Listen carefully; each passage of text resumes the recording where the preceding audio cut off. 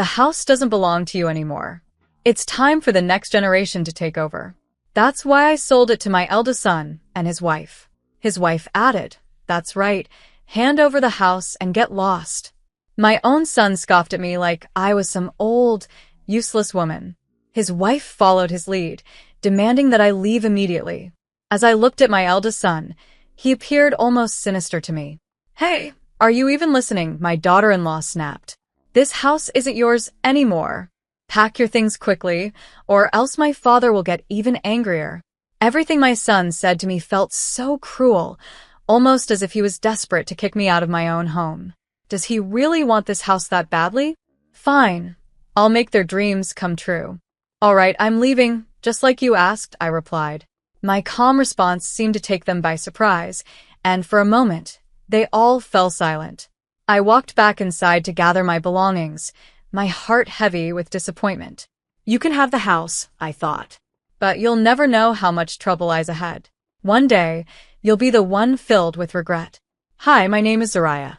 Right now, I work as a kimono dressing instructor, a career I found when a friend introduced me to a job at a kimono shop when I was 19.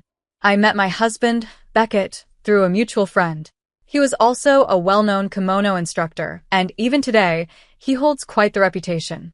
We got married when I was 23, and soon after, we welcomed our first son. 3 years later, we had our second child. After graduating from university, our second son landed a job at a major company and got married 5 years later. On the other hand, our eldest son didn't marry until he was 39, and even then, his personality hadn't matured. He still displayed a sense of laziness and self-indulgence. His wife became the primary breadwinner, while he stayed at home, acting as though he were a house husband. I had thought that once our children were independent, my husband and I could finally enjoy some peace and quiet, but life didn't turn out that way. Our family had its fair share of problems. "Who told you to make this?" My husband's voice snapped me out of my thoughts one morning. "I've told you so many times, I want coffee in the morning," he barked. "But green tea is much healthier," I tried to reason, hoping to calm him down. "I don't care about that. I want coffee, not tea." "Do you not get that?" he shouted, clearly losing his temper. His outbursts have become more frequent lately, and each time I wish I could say how I truly feel. I don't want to live like this anymore. For 40 long years, I've often thought about leaving him, but something always held me back. There was a reason I stayed all these years. When my husband lost his job, it was me who worked tirelessly to support the family. With my savings, I built us a new house, this house. If I had left, he would have gotten the house, and I couldn't stand the thought of that. This home was built with my dreams in mind. From the moment the construction started, I made sure every detail, inside and out, reflected my wishes. I discussed everything with the contractors and made sure my husband had no say because I was the one paying for it. The house was completed after 6 months of hard work. While not everything was exactly as I wanted due to budget constraints, it was still almost perfect. However, it ended up costing more than I had expected, and I had to take out a larger mortgage than planned. Now, at my age, paying off that mortgage is difficult, but it's worth it because this house is my dream come true. I was lost in these thoughts when the intercom rang. "Just a moment," I said as I rushed to answer it. It was Aloan, my eldest son's wife. Aloan works hard to support their household since Wesley, my eldest, stays home. She's a capable woman, but with a sharp, aggressive side, especially towards me. "Is Wesley with you today?" I asked politely, but as usual, she ignored me. "Hello, Aloan, welcome." I greeted her anyway. "Please come inside." Aloan didn't respond, instead glancing around at the house. "This is my new home," I told her, feeling a mixture of pride and sadness. "Isn't it beautiful?" She gave a half-hearted smile. "It's quite nice. I wish I could live in a house like this." "You're always welcome here, Aloan," I said, though I meant it differently than what she would soon imply. My husband chimed in from behind me. "Actually, you can live with us, starting today." He said this playfully, but it was clear there was a deeper meaning behind his words. Aloan immediately brightened and leaned into my husband, acting almost like a spoiled child around him. Their relationship has always bothered me, and I couldn't help but wonder how long they've been this close. It made me sick to see them like this.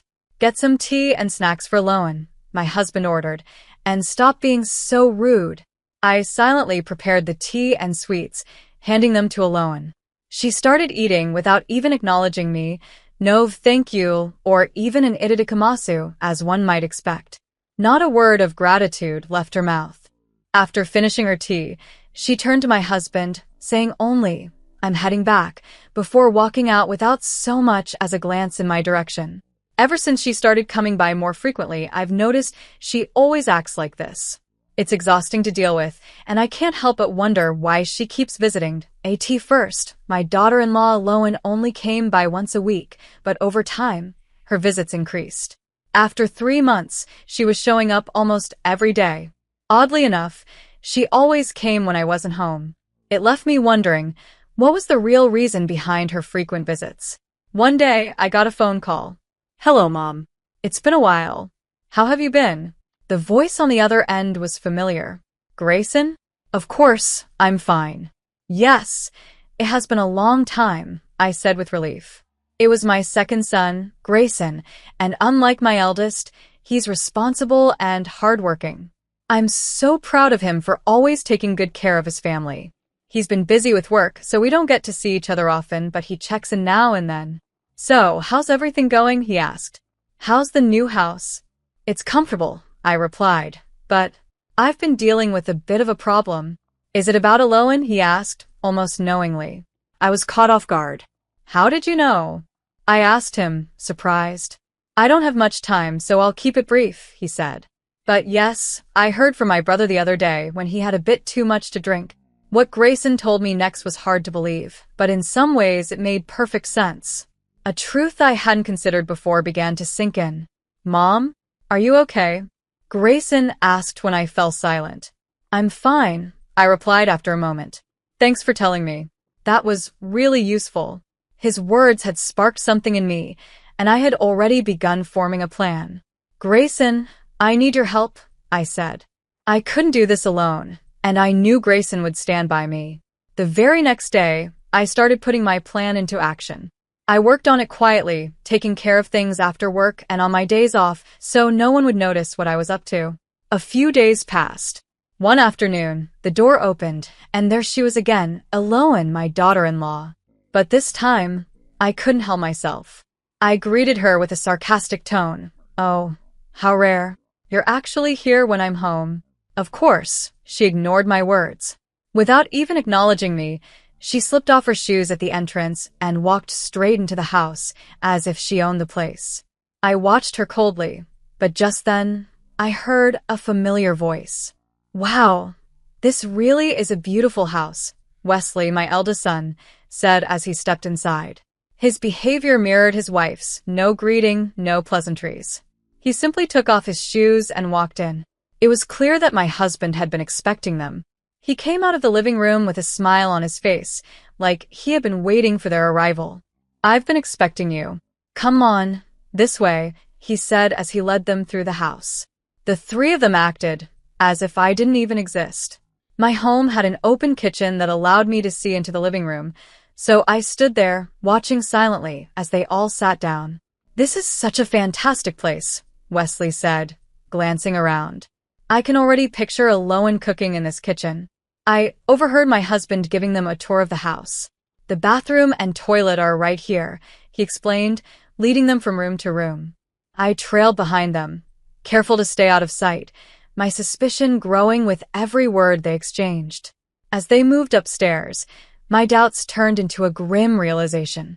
I overheard my husband showing them the master bedroom. "This room has a great view, doesn't it?" he said. "It's spacious, and of course, there's an extra room over there too." "Wow," Loan said, her eyes wide with excitement. "This house is perfect. So, when can we move in?" That was it. Grayson had been right all along. They had been planning this behind my back. They eventually made their way back to the living room, chatting happily, their excitement almost tangible. As soon as they sat down, my husband barked at me. "What are you doing just standing there? Be polite and bring some tea and snacks," he demanded, waving me off like I was some kind of servant. Before I could respond, Aloan chimed in, her voice dripping with condescension. "It's okay, Dad. We care about the elderly. Take it easy." "Yeah," Wesley added. "It's normal to slow down when people get older. You should be nicer to her, Dad. After all, she's your wife." I bit my tongue, holding back the storm of words I wanted to say. I quietly prepared tea and snacks, just as they had asked. But not a single word of thanks came from any of them. Instead, they continued chatting and laughing, treating me like I was invisible. A few days later, I came home from work and saw a moving truck parked outside the house. My heart sank. What now? I walked closer and saw my husband talking to one of the movers. The truck was labeled Scott's Moving Center. As I stood there, trying to process what was happening, my eldest son and Aloan suddenly appeared from behind me, acting as if they had been waiting for this very moment. "Is everything ready?" Wesley asked, his voice eager. "Yes, that's right," my husband replied. They exchanged a few more words before all three of them marched right into the house, not even glancing in my direction. I stood frozen for a moment, watching them go inside without a care in the world. I stood outside the house, watching everything unfold.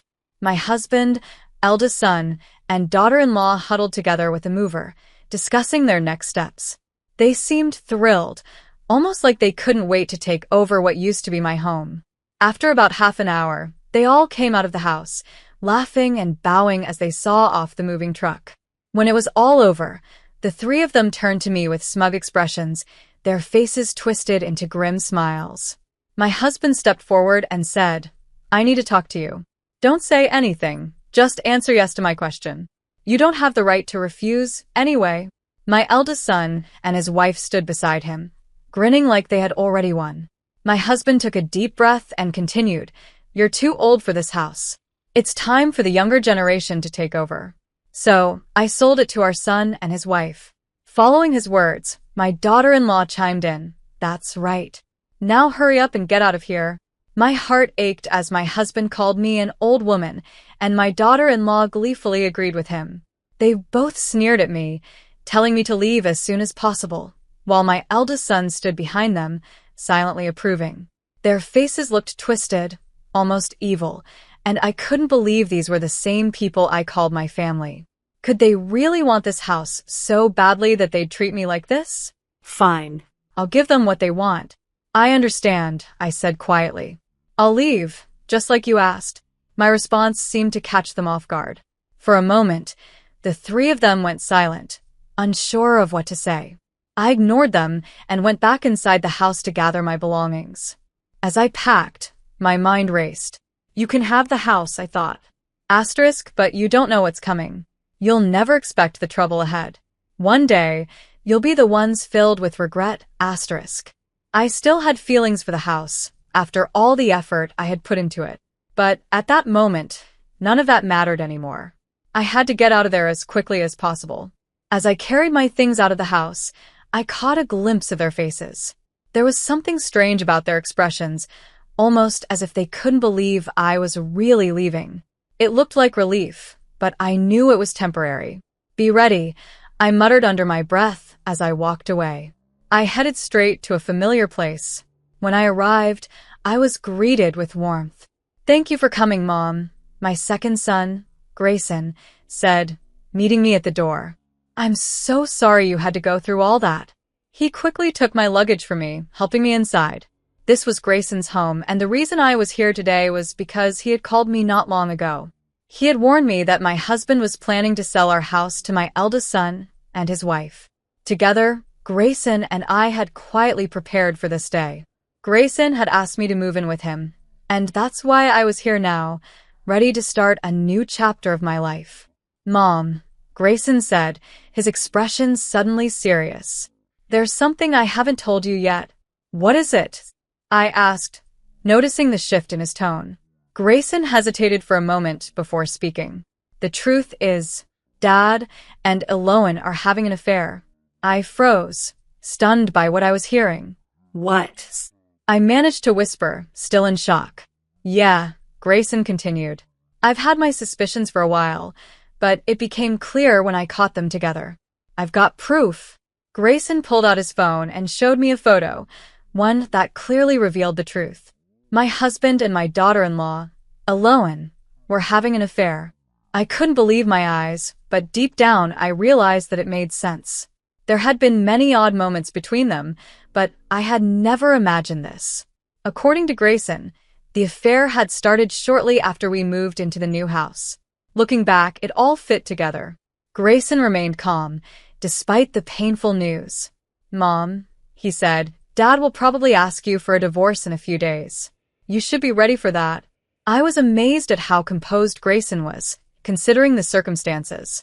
If I found out my father was having an affair with my brother's wife, I don't think I'd be able to stay as calm as he was. "You should come up with a plan," Grayson suggested. I thought for a moment and then shared my idea with him. Grayson looked surprised, but then he smiled. "I see. That could work," he said. Sure enough, just a few days later, I got a phone call from my husband. "I've decided to divorce you," he said bluntly. "Sign the divorce papers today." "All right," I replied calmly. "I'll be there later." Everything was falling into place. I had already prepared for this moment, and now all that was left was a final confrontation. I texted Grayson to let him know, and his response was simple: "Good luck." When I arrived back at the house, my husband was waiting at the front door. As soon as he saw me, he hurried over, practically shoving the divorce papers into my hands. "Sign it now," he demanded, like he couldn't wait to be rid of me. I was tired of his behavior, but I kept my cool. I signed the papers, and he was overjoyed. Without wasting a second, he rushed off to the city office to submit them. Just like that, I was legally divorced from my husband. We agreed to discuss the division of property with a lawyer later, but for now, our conversation was over. When I got back to Grayson's house and told him about the divorce, he smiled and said, "Well, now we can just relax and wait." 2 months passed since I had left my old house, and though I was still adjusting to my new life, I knew that I had made the right choice. I received a call from my eldest son one day, and his voice was filled with panic. "I had no idea the monthly loan payment was 360,000 yen, he exclaimed, clearly stressed. I remained calm and responded, "I was the one paying that 360,000 yen each month. Why should I continue paying it now? I don't live there anymore, so the loan is your responsibility now, isn't it?" He didn't seem to understand what I was saying and kept pleading, "Please, do something for me. I can't handle this on my own. All I can say is that you're a grown man now, and you'll have to take care of yourself," I told him before hanging up the phone. Without hesitation, I deleted his number from my contacts. It was time to move on from the past. My second son, Grayson, had been standing beside me during the call, and he couldn't help but laugh. His laughter was contagious, and soon we were both laughing uncontrollably at the absurdity of the situation. The very next day, I came home from work to find my ex-husband, my eldest son, and his wife kneeling on the floor in my second son's living room, begging for money. "Please, lend us some money. We can't survive without financial help," they pleaded. "Grayson, please. We didn't know the loan payments were so high," Aloan wailed.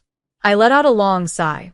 The sight of all three of them, groveling on the floor, was almost too much to handle. My ex-husband finally noticed me standing there and demanded, "Why are you here?" I smiled. "I've been living with Grayson and his family since I left that house." His face turned red with anger. He clearly hadn't expected me to be here, and it frustrated him. "Well, that doesn't matter. What's more important is when I'm going to get my share of the division of property," he snapped. I couldn't help but laugh internally. He had no idea what was coming. "We don't have any money," I said plainly. "Of course we do," he retorted. "When a couple divorces, they're supposed to divide the property."